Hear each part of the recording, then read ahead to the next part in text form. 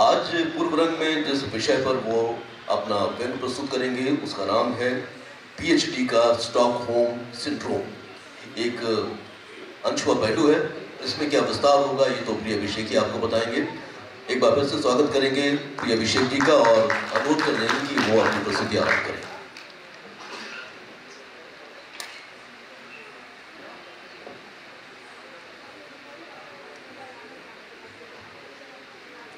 आभार सर। उपस्थित सम्मानित नागरिकों, ये व्यंग का शीर्षक है पीएचडी का स्टॉकहोम सिंड्रोम। आशा करता हूँ यहाँ रिसर्च स्कॉलर नहीं होंगे, अगर हों तो आवाज़ आ रही जी। तो अगर यहाँ रिसर्च स्कॉलर कुछ बैठे हों जो पीएचडी वगैरह कर रहे हैं तो मुझे क्षमा कर देंगे। तो ये एक प्रश्न है जो परीक्षा में आया था कि पीएचडी का प्राप्य स्टॉकहोम सिंड्रोम है। प्रियोस्की के इस कथन के प्रकाश में पीएचडी के विभिन्न चरणों की व्याख्या करिए। ये 60 अंक का प्रश्न था जिसे मैंने लिखा था। इसका उत्तर मैंने लिखा है कि भारत एक महान देश है। यहाँ समय समय पर मूर्धन्य विद्वानों द्वारा एमए करने के बाद और विवाह करने के पूर्व पीएचडी का सेवन किया जाता है। यह प्रेमवश यदि एमए वाली पीएचडी करने लगे, परिस्थितिवश यदि करने के लिए कुछ ना हो, दबाववश युवाओं पर एमए करने के बाद विवाह से अधिक पीएचडी का दबाव होता है, रोजगारवश यदि छात्र नेता आजीवन छात्र नेता बना रहना चाहता हो, और कभी कभी ज्ञानार्जन के लिए की जाती है।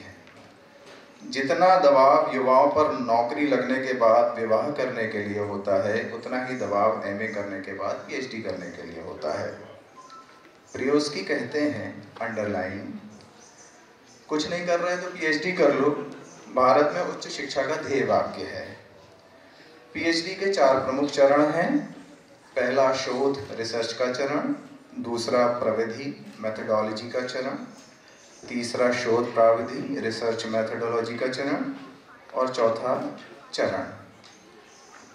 प्रियोस्की ने इसके 3 चरण बताए हैं, परिचय, प्रणय और परिणय। प्रथम चरण रिसर्च का चरण है। इस चरण में गाइड और शोधार्थी एक दूसरे पर शोध करते हैं। इस प्रारंभिक शोध में वे दोनों ही समान निष्कर्ष पर पहुंचते हैं। गाइड को लगता है कि मैं किस गधे को पीएचडी करवा रहा हूं और शोधार्थी को लगता है कि मैं किस गधे के अंडर में पीएचडी कर रहा हूं। बहुत से लोग इस पहले चरण को पार नहीं कर पाते। प्रथम चरण में गाइड उस प्रेमिका की तरह होता है जो प्रेमी के सारे प्रणय निवेदन एक के बाद एक अस्वीकार करती जाती है। वह कभी उसे घर पर मिलने को बुलाती है, कभी कैंटीन में, कभी ऑडिटोरियम में, तो कभी लाइब्रेरी में। इसी तरह गाइड भी शोधार्थी को कभी क्लासरूम, कभी स्टाफ रूम, तो कभी ड्राइंग रूम में ना मिलने के लिए बुलाता रहता है। प्रेमिका की तरह आसमान से चांद तारे तोड़ लाने जैसी असंभव शर्तें गाइड भी रखता है। गाइड शोधार्थी से आकाश कुसुम, शशि श्रृंग और चील मूत्र लाने को कहता है। पीएचडी का पहला चरण शोधार्थी की परीक्षा का चरण है। यह बहुत धैर्य से बिताना होता है। इस चरण में शोधार्थी को बहुत लानत, मलानत, अपमान, तिरस्कार सहना पड़ता है। बाद के चरणों में शोधार्थी इसका अभ्यस्त हो जाता है। प्रथम चरण में पीएचडी मेरे जीवन की सबसे बड़ी भूल थी की भावना प्रबल रहती है। इस चरण में शोधार्थी को विचलित नहीं होना है, उसे पूरी तरह से निर्लज्ज बने रहना है। वह यह कदापि ना कहे कि आपके द्वारा चाहिए गई सामग्री उपलब्ध नहीं है, यह तो गाइड को भी पता है। वह कहे कि श्रीमान आकाश कुसुम लेने में प्रोफेसर शुक्ला के यहाँ गया था, परंतु उन्होंने आकाश कुसुम लेने से मना कर दिया। यदि गाइड प्रोफेसर शुक्ला की आलोचना करे तो शोधार्थी इसमें पूरे उत्साह से भाग ले। शश श्रृंग के बारे में कहे कि सर बब्बू पुस्तक भंडार वाले ने कहा है कि वह अगले महीने मलखंबा प्रकाशन से शश श्रृंग मंगवा देगा। और चील मूत्र के लिए कहे कि मेरे मित्र के पास चील मूत्र की PDF उपलब्ध है, अतिशीघ्र प्राप्त हो जाएगी। संभव है कि फिर गाइड कहे जाओ अश्वत्थामा बलिर्व्यासों का इंटरव्यू लेकर के आओ। तो शोधार्थी पुनः मोटरसाइकिल पर निकल ले। 1 महीने उपरांत वापस आकर बताया कि अश्वत्थामा जी का फोन बंद आ रहा है। फिर दूसरे महीने में बताया कि बलि जी के घर पर ताला लगा है। और तीसरे महीने में कहे कि व्यास जी को मेल किया था पर रिप्लाई नहीं आया। गाइड को भी प्रथम चरण में बहुत धैर्य रखना होता है, अन्यथा 5 वर्ष के अवैतनिक सेवक के हाथ से निकल जाने का खतरा उत्पन्न हो जाता है।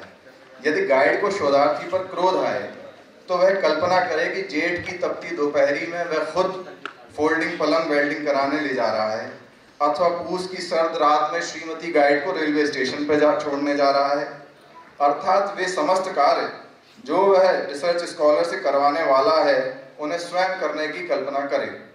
इससे गाइड में शोधार्थी को झेलने का सामर्थ्य उत्पन्न होगा। इस तरह परस्पर सहयोग से शोधार्थी और गाइड प्रथम चरण पूर्ण कर लेंगे। अब द्वितीय चरण शुरू होगा। दूसरा चरण प्रविधि का चरण है, मेथोडोलॉजी का चरण है। इस दूसरे चरण में अब गाइड और शोधार्थी परस्पर साथ साथ काम करने के मध्य मार्ग की खोज करते हैं।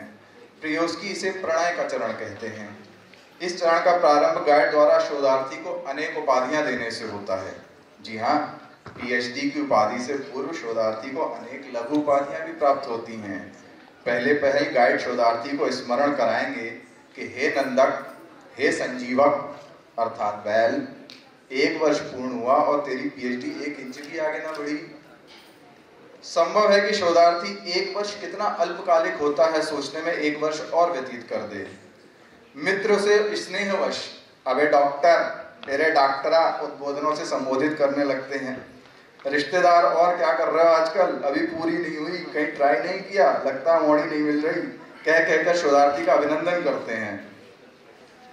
विवाह पंडालों में पानी के काउंटर के पीछे और सार्वजनिक समारोह में मंच के नीचे शोधार्थी छिपने का प्रयत्न करता है, पर मित्र रिश्तेदार उसे खोज कर उसका माल्यार्पण करते रहते हैं।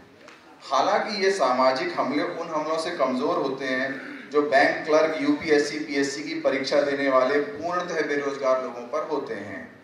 PhD बेरोजगारी की ढाल है। जिन्हें UDC, LDC बनना नसीब नहीं होता उन्हें RDC शरण देती है। द्वितीय चरण में गाइड का प्रतिरोधी तंत्र शोधार्थी जैसे विषाणु को धीरे धीरे स्वीकार करने लगता है। यद्यपि विकर्षण का भाव बना रहता है, अभी भी चुंबक के 2 समान ध्रुवों की तरह वे एक दूसरे को धकेल रहे हैं। फिर एक दिन गाइड महोदय गंभीर हो जाते हैं। शुरुआत शोधार्थी द्वारा गाइड सर का चश्मा ढूंढ कर देने से होती है। चश्मा लगाते लगाते गहरी सांस लेकर गाइड बताते हैं कि जिस रात उनके घर पर हॉस्टल के छात्रों ने नारेबाजी और पत्थरबाजी की थी, उनकी कोई गलती नहीं थी, वो पूरी रजिस्ट्रार की साजिश थी। शोधार्थी को स्मरण हो आता है कि छात्रों के झुंड में वह भी था। वह इस तथ्य को अपने भीतर जज्ब कर लेता है। फिर एक दिन शोधार्थी गंभीर हो जाता है। वो बताता है कि जो उस दिन पुलिस ने हॉस्टल के छात्रों पर जो लठ भाजन किया था ना, उसकी कोई गलती नहीं थी, वो पूरी शत्रु छात्र संगठन की साजिश थी। गाइड को स्मरण हो आता है कि श्रीमान थानेदार जी से लठ भाजन का आग्रह उन्होंने ही किया था। वे इस तथ्य को अपने भीतर जज्ब कर लेते हैं। इस जज्बा जज्बी में जज्बात उभरते हैं। शनह शनह गाइड और शोधार्थी एक दूसरे से परिचित होने लगते हैं। यूं ही किसी रोज गाइड शोधार्थी को कुछ महत्वपूर्ण कागज देने के लिए बुलाते हैं। वह श्रीमती गाइड और श्रीमान गाइड के दवाइयों के पर्चे हैं। आज शोधार्थी को पता चलता है कि गुरुजी की एक किडनी ने उसकी PhD और गुरुजी के मूत्र दोनों का रास्ता रोक लिया है। साथ ही गुरु माँ की वाणी की मिठास उनके ब्लड में घुल गई है। रेफरेंस के लिए पुस्तक तलाशने की बजाय शोधार्थी गुरुजी के लिए दवाइयां तलाशना शुरू कर देता है। इधर गाइड सर को भी पता चलता है कि बचपन की गलत संगत के कारण शोधार्थी का लिवर फैटी हो गया है। वो उसे पीलिया झाड़ने वाले करीमुल्ला का पता दे देते हैं। PhD आगे बढ़ती है। शोधार्थी को यह भी जानकारी होती है कि गाइड और गाइड माँ अपनी इकलौती लड़की के लिए वर की तलाश कर रहे हैं, जिसके लिए वो शोधार्थी को पूर्णतः अनुपयुक्त मानते हैं।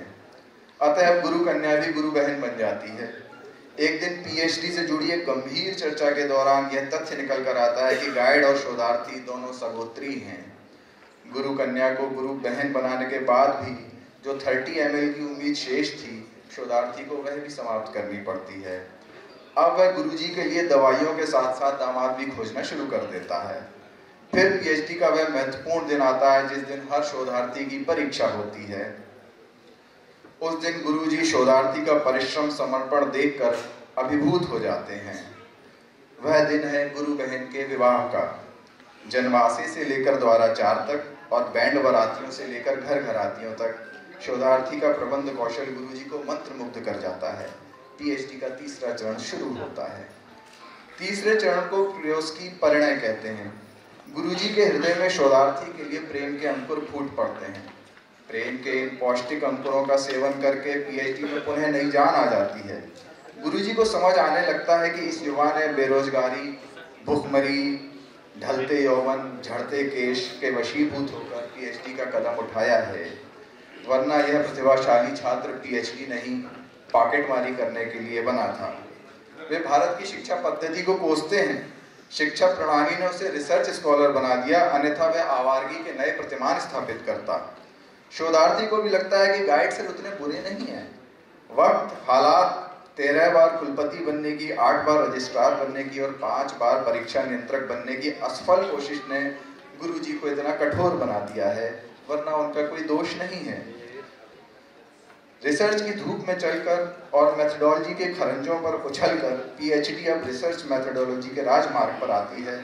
गुरुजी शोधार्थी से कहते हैं कि पातीराम क्या जाना है तुम्हें, कल क्वेश्चनर बना लाना। शोधार्थी गुरुजी को किम कर्तव्य विमूढ़ सा देखता है। गुरुजी फिर कहते हैं, अरे प्रश्नावली प्रश्नावली। अब शोधार्थी का पूरा चेहरा ही प्रश्नवाचक चिन्ह हो जाता है। वह अपनी आंखों से मैं मूर्ख खलकामी कृपा करो भरता कहता है। गुरुजी लाड़ से कहते हैं, ठीक है मैं बना दूंगा, कल ले जाना। तीसरा चरण आते आते शोधार्थी गाइड का मानस पुत्र बन जाता है। एक दिन गुरुजी अपने मानस पुत्र के जन्मदिन पर उसको एक अमूल्य उपहार देते हैं। देख, इसमें तेरा पेपर छपा है। शोधार्थी गुरुजी के आगे नतमस्तक हो जाता है। फिर थोड़ा सा लजाकर जर्नल में अपना पेपर देखता है और गुरुजी से पूछता है, क्या लिखा है जामे? अरे क्या करेगा जानकर, गुरुजी कहते हैं, जा गाड़ी सर्विस पे डाला। और फिर यूं ही एक दिन शोधार्थी की पीएचडी का वह निर्णायक दिन आ जाता है। अब गुरुजी को शोधार्थी की अक्षमता को लेकर कोई संदेह नहीं बचा है। एक वक्त के बाद पीएचडी में वो मुकाम आ जाता है जहाँ पीएचडी शोधार्थी की नहीं गाइड की प्रतिष्ठा का प्रश्न बन जाती है। शोधार्थी को तो अपनी प्रतिष्ठा की चिंता शुरू से ही नहीं थी, पर अब गुरुजी की साख दांव पर है। वे विचार कर निश्चय करते हैं और शोधार्थी को बुलाते हैं। मैं चैनू को बुलाया हूँ, अलग निकाल कर रख दी हैं, चुपचाप झोले में रख के ले जाना और फोटो कॉपी कराकर उसे वापस कर देना। और सुनो, 1500 कुछ दे देना उसको। शोधार्थी की नेत्रों से कृतज्ञता के आंसू बह निकलते हैं। वह गुरुजी के पाद पंकजों पर अपना शीश धर देता है। चौड़ा सीना, उन्नत लाट लिए वह किसी विश्व विजेता की तरह विश्वविद्यालय के अभिलेखागार में प्रवेश करता है। पहुंचकर चैनू को गले लगाता है और अपनी जेब से एक 10 का फटा हुआ नोट निकालता है। चैनू फटे नोट के टुकड़े को अपने पास रखे बाकी टुकड़े से मिलाता है, मुस्कुराता है और पूछता है, झूला लाए हो?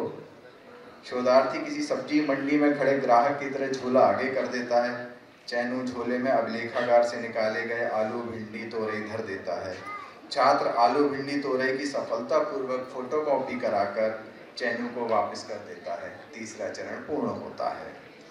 पीएचडी का आखिरी चरण है। इस चरण में गाइड शोधार्थी के चरण में और शोधार्थी गाइड के चरण में होते हैं।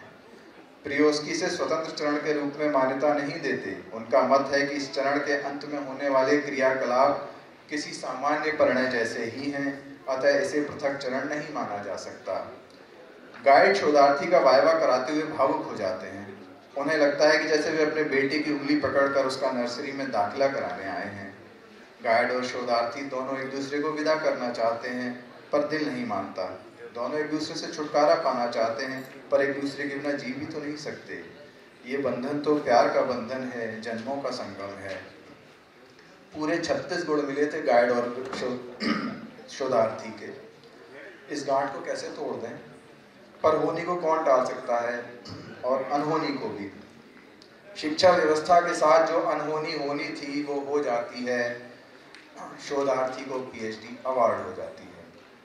अखबार के चौथे पन्ने के आधे कॉलम में शोधार्थी इस आशय की घोषणा करता है। प्रियोस्की का मत है कि यदि जमाना किसी शोधार्थी की बेरोजगारी को लेकर इतने सवाल ना पूछे तो वह अपनी पीएचडी की घोषणा कभी अखबार में ना करे। मित्रों और रिश्तेदारों की कृपा से शोधार्थी के लिए उसकी पीएचडी राष्ट्रीय समस्या बन जाती है और अखबार में छपवाकर वह सूचित करता है कि अबे गांव वालों, तुम्हारी राष्ट्रीय समस्या का निदान हो गया है। अब शोधार्थी के जीवन में एक खालीपन है। अद्भुत स्लो मोशन में चली उसकी पीएचडी भी छत्तीसगढ़ एक्सप्रेस की तरह आखिर अपनी मंजिल तक पहुंच ही गई। गाइड के जीवन में तो शोधार्थी रूपी और प्रेमिकाएं आती रहेंगी, पर शोधार्थी के जीवन में दूसरा गाइड नहीं आएगा। तमाम शिकवे शिकायतों, हास परिहास का एक झटके में अंत हो गया। कभी बाप बेटा, कभी गुरु शिष्य, कभी भाई भाई, कभी भाई बहन, कभी प्रेमी प्रेमिका, तो कभी पति पत्नी। गाइड स्कॉलर के रिश्ते में कितने रिश्ते छुपे होते हैं। क्या उन सभी का अचानक अंत किया जा सकता है? 2 वर्ष हो गए पीएचडी किए हुए। गुरुजी की कृपा से शोधार्थी एक महाविद्यालय में मानदेय व्याख्याता है। मानदेय व्याख्याता वह पद है जिसमें ना तो कोई मान है और ना ही कुछ देय है। त्रयोदशी से लौटकर वह शून्य में देखते हुए अपनी पत्नी से कहता है कि मेरे मन में विचार आया है कि मैं भी गुरुजी का प्रतिवर्ष श्राद्ध करूंगा। पत्नी को करलाकर उसके समक्ष रख देती है और कहती है, लो भुइयां छीलो। वह कुशलतापूर्वक भुइयां छील देता है। इसीलिए प्रियोस्की कहते हैं कि पीएचडी का प्राप्त स्टॉकहोम सिंड्रोम है।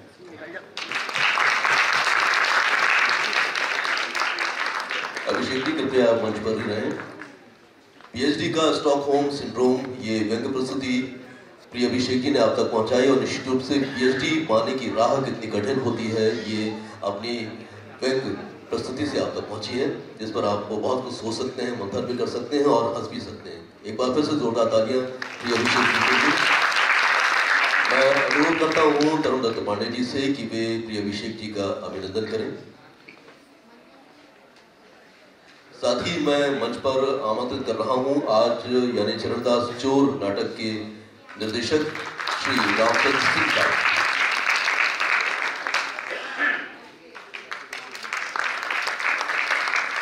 प्रिय अभिषेक जी को बहुत बहुत धन्यवाद देते हैं और शुभकामनाएं देते हैं कि उनका व्यंग्य का क्षेत्र ऐसे ही सक्रिय रहे। बहुत बहुत धन्यवाद। रामचंद्र सिंह जी के लिए जोरदार तालियां हो जाए। अब से थोड़ी देर बाद जो प्रस्तुति हो रही है आपने उसे निर्देशन किया है। मूल निर्देशन आप सबके जाने पहचाने श्री हबीब तनवीर जी का है और पुनर्निर्देशन कर रहे हैं श्री रामचंद्र सिंह। संस्था की ओर से तरुण जी सम्मानित कर रहे हैं।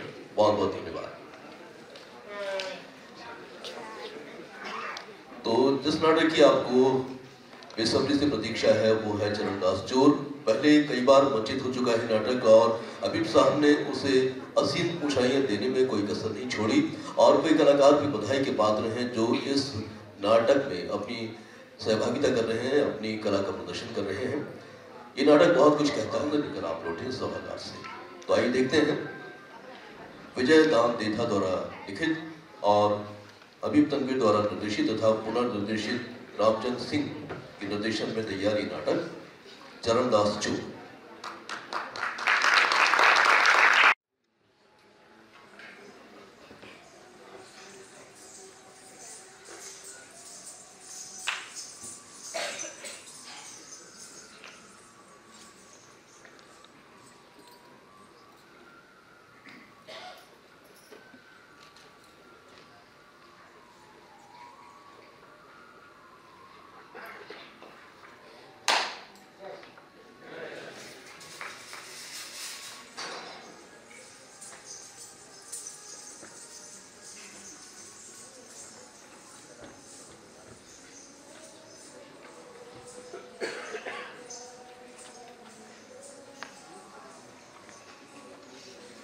भैया निकल जा रहा है।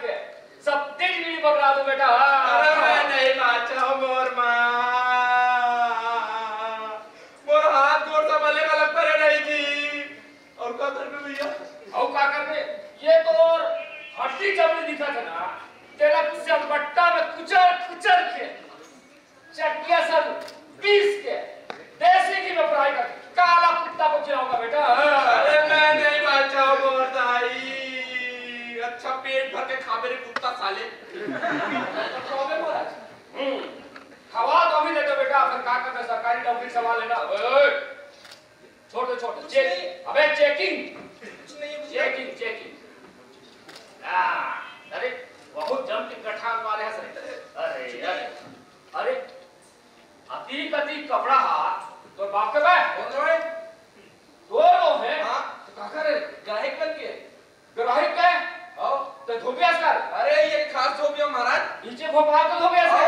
ओहो तो पहले बताना चाहिए ना। तो बताया का मौका नहीं दे। अच्छा सुन बेटा, आओ ये जो गांव दिखा थे ना, हाँ यहाँ एक सोन के थाली चोरी हुए है। जैसे चुरा मत बता दे, अभी नब दुए जनन आपस में निपट ले। मैं चोरी वोरी नहीं करा महाराज। सब बात बेटा चोरी नहीं करना चाहिए। पर भी देहा ये गली वो गली घुमा तो चोर पहचाने तो बता मैं तो ला इनाम देंगे। चलिए मेरे जी बताओ काबर ये सब मन से सब सुन रही जी। कहां बड़े फोटो खींचते थे, बस मोबाइल से शूटिंग कहां बतावे उल्टा में बताऊं। गड़बड़ तो नहीं करा मोर वैसी आदत नहीं है। चल ला दे पहले बता तो मैं। पहले इनाम ना तो दे। पहले नाम ना बता। पहले इनाम दे जी। अपना और पुलिस ऑफिसर के तो भरोसा नहीं है रे। पुलिस वालों के भरोसा नहीं करो मैं। ए तेरा कभी तू आओ बात करो। हां बता। तो सुन महाराज, हां जो ना चोरी करे है ना वह चोर आए।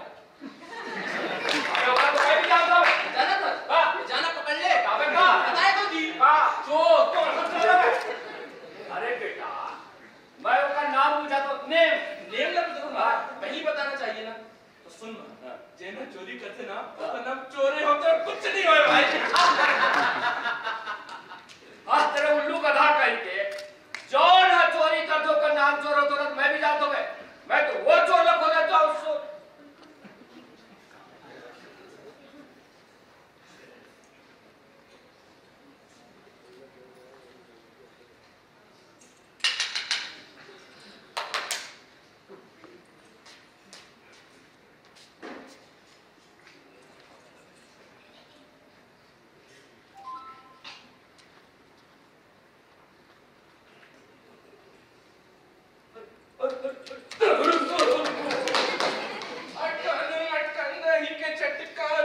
भैया मोर ढक्कन का चीज है, कहाँ छुपे मोर मक्खन का चीज है।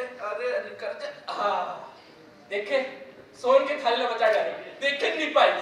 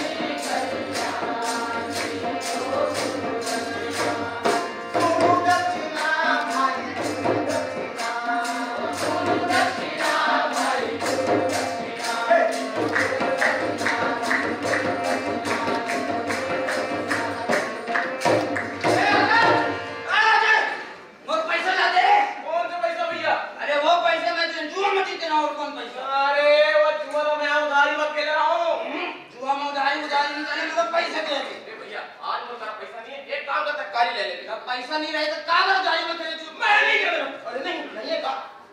1 रुपया लाए हो ना ले ले जी टूटा कहेंगे।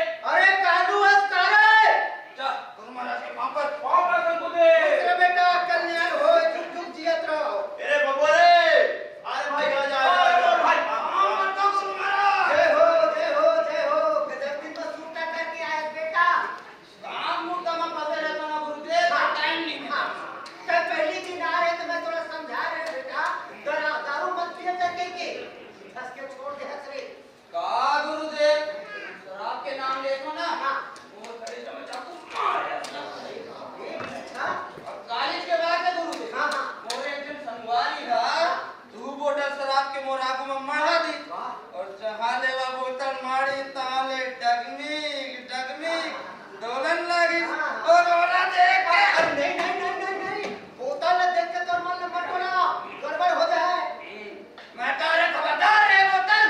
बोला पीना तो पीना देखना। शाबाश बेटा ठीक करे। शराब नहीं पीना चाहिए बेटा मत पिए कर।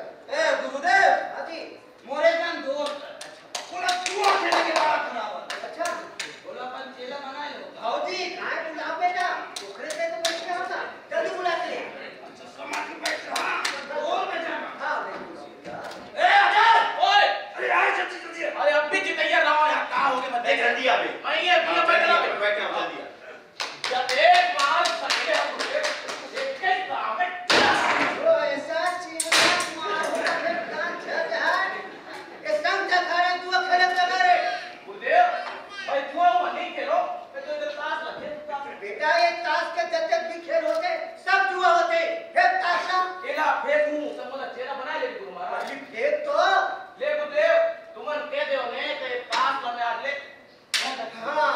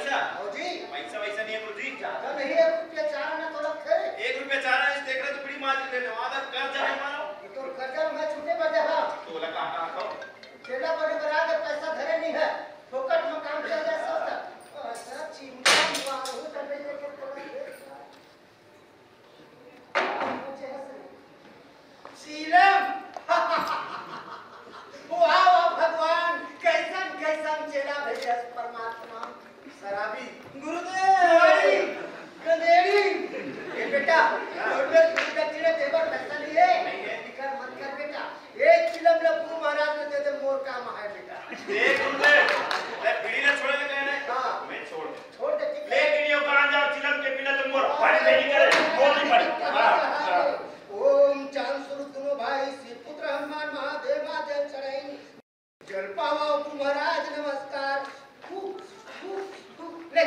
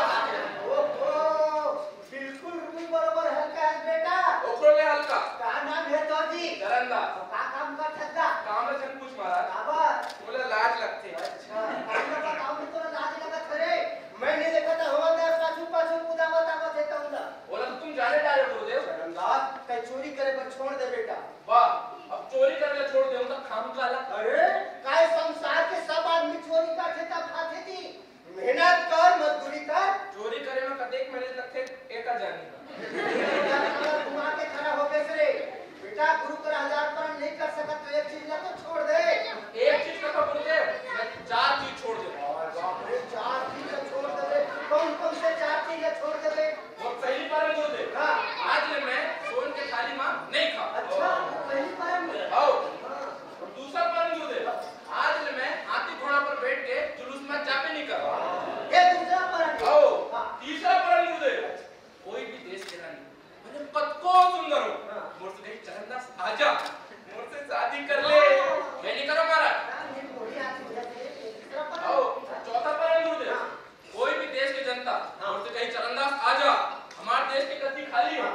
बैठ जा, राजा बन जा। मैं राजा नहीं बना महाराज। बड़ा त्यागी आदमी बेटा, करके चले जा हिमालय पर। आदमी जब सो जाते तो सपना देखते, क्या खड़े खड़े सपना देखा था रे? ऐसा चीज तो जीवन में आने वाला नहीं है। मौका तो है गुरुदेव, कहीं लग गया था। हाँ, सोरहा आदमी मौके की तलाश में घूमत रहती। ये चार परन अपन मन से करे कि मोर मन से? अपन मन से। मोर मन से नहीं करे ना? हाँ। एक बात गुरु के मान ले बेटा। क्या बात? चाहे झूठ बोले पर छोड़ दे। ओहो, हुई तो नहीं बने। बाबर नहीं बन हिंदी। अब तुम ही मन बताओ, ये सूरज ले एक रोशनी अलग कर दूं तो बनी का? नहीं बन। ये उंगली ले नकल अलग कर दूं तो बनी का? नहीं बने। वैसे चोरी और झूठ में जम के रिश्ता है कि एक दूसरे के बिना बन भी नहीं करे। मोरों से नहीं बना है। बनी। बिल्कुल नहीं बनेगी।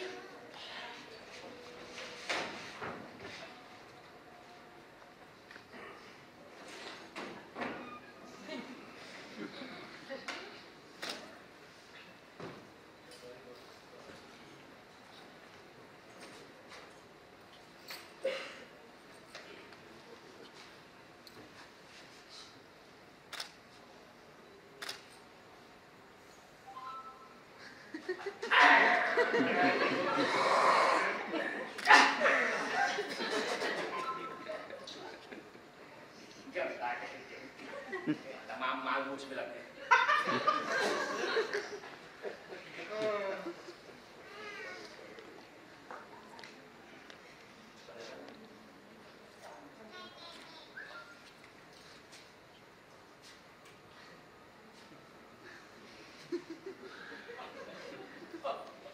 Stop.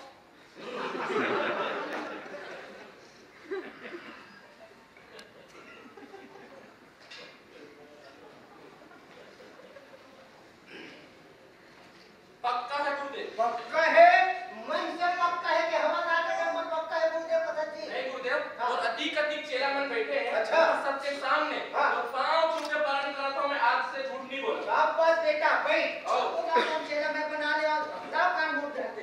ऐसे ओम चांद सुरतनो भाई से पुत्र हनुमान महादेव माते चढ़े जल पावा गुरु महाराज नमस्कार। छू छू छू ले शर्मदार। ओए। अब गुरु के बारे में तो क्या ख्याल है बेटा? सब अपन अपन धंधा में मस्त है गुरुदेव। मतलब ऐसे गुरुदेव, हाँ। मैं रात बिका ले गली ले वो गली ले गली सबके नजर बचा के चोरी करा। घर में चोरी बोला क्या करे बरे जी? तुम मन दिन दहाड़े खुला मैदान, जनता सब जमा है, तुम्हारा अंदर ही ज्यादा है। दिमाग ठिकाना में आ जाए। तुम ही तो कहे झूठ मत बोलो नहीं क्या? सच बोले तो वैसे बेटा मैं तुम्हें गुरु दक्षिणा पर कहा था जी। गुरु दक्षिणा बदे तो मारे ना तोरे बरे बदे। तू चार ढंग तोड़ सही चले आए तब तो मैं माला माल हो जाऊं बेटा। वाह वाह वाह वाह वाह। कतका सुंदर सुंदर कपड़ा लायत रे। अतेक सुंदर कपड़ा संत के का काम है बेटा? संत लोग एक लंगूटा काफी है। तुम ऊपर देखो गुरुदेव, आगे जी। हालत देखो ना जी। सोन के थाली चरणदास ये थाली है तोरे रे। बोला तो तुम जाने तो गुरुदेव, ये थाली में जल्दी अंदर करना, हवलदार आत हुई। अच्छा ये थाली ना मैं अंदर करो। हवलदार आवत है बोला अंदर कर है ना। हाँ वो अच्छा खाए पी के नाश्ता है ना। तब वो पूरा व्यवस्था करके आया है रे। हाँ वाले निकल के अच्छा पहलवान बन के निकल रहे। बेटा बोला पहलवान नहीं बनना है। मैं तो तेरा पैसा मांगा था जी। पैसा? आओ। मैं झूठ नहीं बोला गुरुदेव। विपरण करे झूठ नहीं बोला कि ये काबर झूठ बोल दे रे। और मेरे 2 रुपया बारह है ना दे। या 2 रुपया हवलदार ने ठगे रहे हो। मैं कपड़ो रहे बोला पैसा चाहिए ना दे। और ये 12 आना सत्तू वाले मन मारेगा। ये ले 12। रे 2 रुपया 12 ना कहे है तो 12 ना भरा धरा दे। दोनों ला मिला के हो गए ना। बोले में मिला ना बेटा। नहीं मिले गुरुदेव। काबर नहीं मिला है? अतेक महंगाई के जमाना में 2 रुपया में एक कप चाय नहीं है। उस चाय भोजन में तो बहुत शामिल है बेटा। नहीं शामिल नहीं है। कैसे मैं हवन पी के जहूर है। तो अतीक चेला मन बैठे हैं। हाँ। एक जन 12 आना दिन के तक हो गए। बड़ा गरीब बाजार से पहले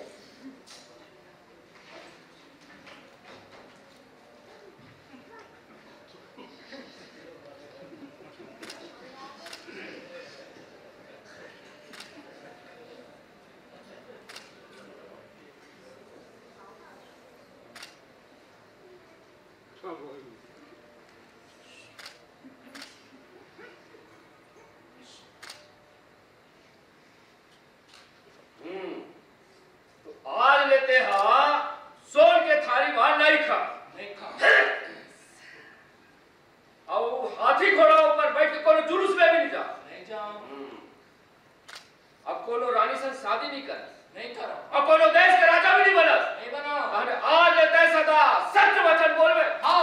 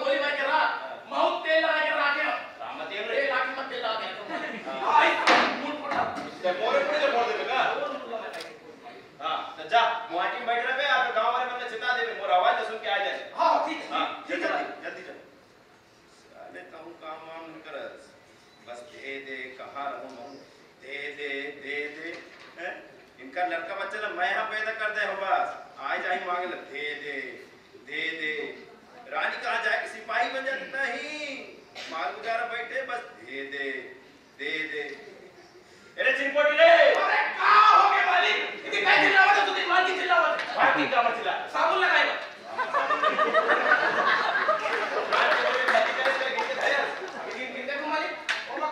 इनके बता जल्दी अरे तू काम वाम नहीं करस फ्री में भात खाए लगा देओ दे काम बनना चाहिए बस दे 300 बोरा है मालिक बराबर की गैस एक बोरा का जल्दी मार के दे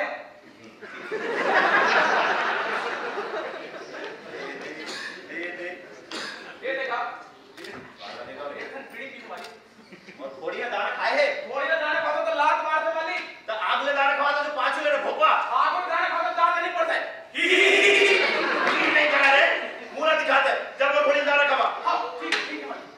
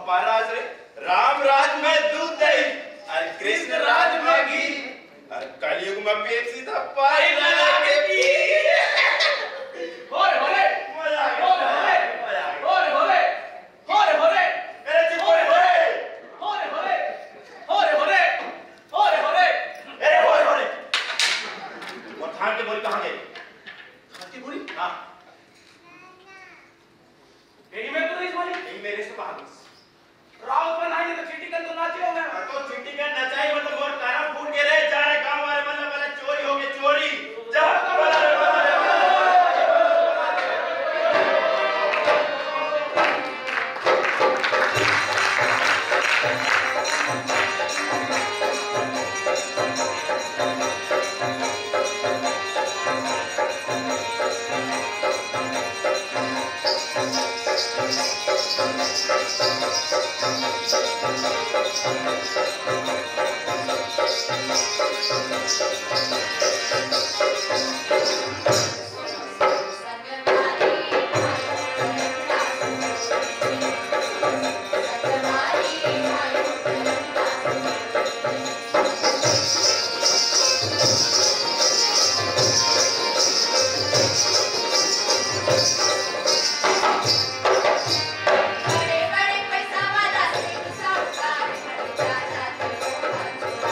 बड़े बड़े पैसा वाला से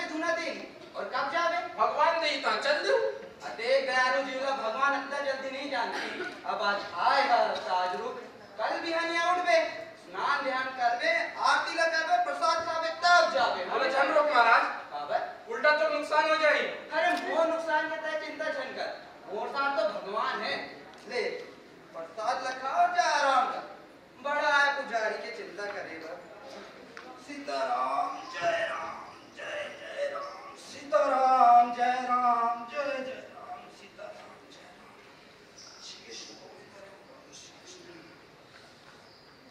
देखे कहाँ ले थके बांधे आ रहे पट ले नींद पर गए चलो मम्मू आराम कर दे तुम सीताराम जय राम जय श्री रामचंद्र